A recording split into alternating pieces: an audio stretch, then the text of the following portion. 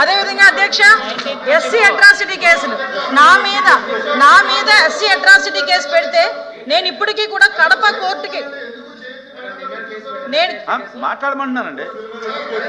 నేను మాట్లాడమంటున్నానండి. మీరు కాదు సార్, మీరు కాదు.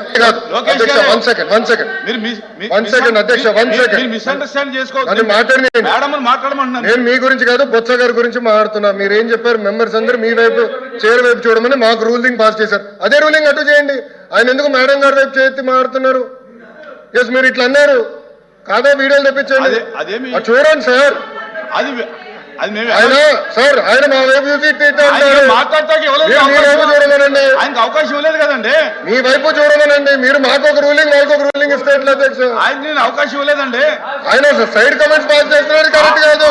ఆయన సభలో మాకు ఒక రూలింగ్ వాళ్ళకు ఒక రూలింగ్ ఇవ్వకూడదు అధ్యక్ష. ఇద్దరికి ఒకే రూలింగ్ ఇవ్వాలి అధ్యక్ష, ప్లీజ్. అన్యాయం అధ్యక్ష. రూలింగ్ ఇవ్వండి అధ్యక్ష, మమ్మల్ని కాపాడాలి అధ్యక్ష. మీరు నేను ఆయనకి ఇవ్వలేదు కదా అవకాశం. బట్ ఆయన మీ వైపు చూసి కమెంట్లు ఇవ్వనండి. కమెంట్లు పాస్ చేస్తున్నారు. ఆయన ఎలా నడుస్తున్నాడో ఏంటో కమెంట్లు పాస్ చేస్తే ఎట్లా అధ్యక్ష? మహిళా హోంమంత్రి గారి పైన ఎట్లా చేస్తే ఎట్లా అధ్యక్ష? చెప్పండి.